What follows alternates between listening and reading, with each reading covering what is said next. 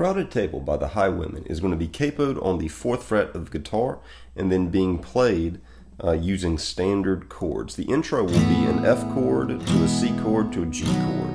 The way that I'm making the F chord is I've got my ring finger on the 5th string 3rd fret relative to our capo. So 5th string 3rd fret, pinky finger on the 4th string 3rd fret. I'm leaving the 3rd string open. I've got my first finger on the 2nd string 1st fret, and then I'm grabbing with my thumb the 6th string 1st fret. And then I'm letting the 1st string also ring open. So that's the first chord, then moves into a 4-fingered C chord. I'm moving my ring and pinky fingers just down one set of strings. So now ring is on 6th string 3rd fret, pinky fingers on 5th string 3rd fret. My first finger will remain where it's at on the 2nd string 1st fret, and my 2nd finger will hammer down onto the 4th string 2nd fret. And then I go into a G chord. The G chord, ring finger will go to 6th string 3rd fret, 2nd finger goes to 5th string 2nd fret, open 4, open 3, open 2, and then pinky finger pulled back to the 1st string 3rd fret. And that's the intro. Now inside of this G chord, you can hear that right there happen. What that is strumming up on the 1, 2, 3, and 4 strings in G position.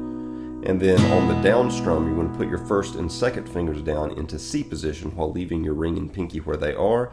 So your 2nd finger goes down to the 4th string 2nd fret, and your 1st finger goes down to the 2nd string 1st fret. And then on the up strum, you'll pick them back up again.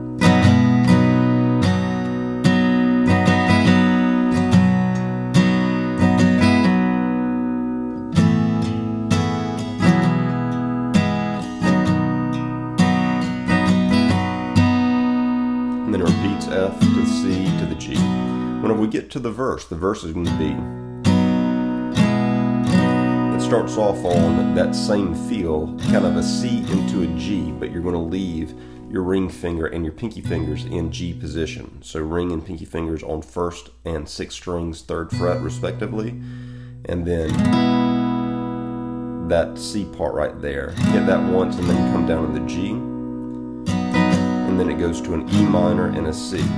So the E minor will move with an open 6th string, 2nd finger going to the 5th string 2nd fret, ring finger going to the 4th string 2nd fret, open 3, open 2, open 1, and then into the C chord that we just talked about. So the way that this is being counted, it's going 1 and 2 and 3 and 4 and 1 and 2 and 3 and 4 and 1 and 2 and 3 and 4 and 1 and 2.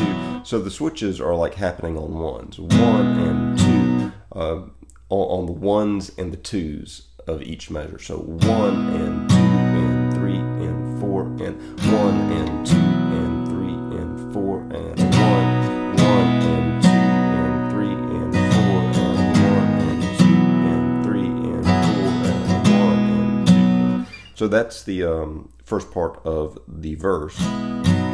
So C to G, or the G over C to G, E minor to C, that does it twice. And then it goes to an E minor, to the C, and then it goes back to the C, G, then E minor, C, and holds on the C before going into the chorus. So the chorus is going to be G to a D. This is a new chord for us. We're moving with our 1st finger to the 3rd string 2nd fret, ring fingers going to the 2nd string 3rd fret, and then you can put your 2nd finger down on the 1st string 2nd fret if you want to and make it just a full-blown standard D. I tend to just leave my 2nd finger off of the 1st string and kind of avoid the 1st string whenever I do that.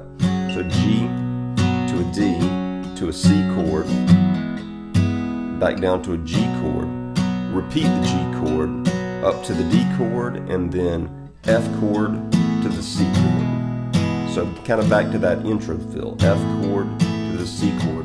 In the chorus, after that first F chord to the C chord, it then repeats back to the G chord, goes back up to the D chord, down to the C chord, and then the G chord. Then it comes back up to the C chord, back down to the G chord, and finishes the chorus on a D, C, G. So one last time real quick through the chorus chords just so that you get them. G, D, C, G, G, D, F, C, G, D, C, G, C, G, D, C, G. Much slower, of course, than that is the way that it would be played. And then it goes back into another verse round of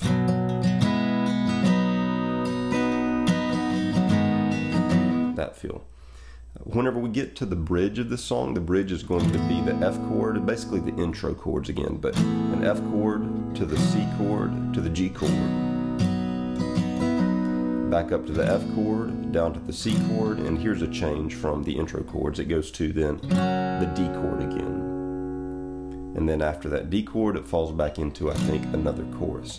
At some point in, I believe, maybe the last chorus, it incorporates an E minor in a position or in a placement that did not come in the earlier choruses.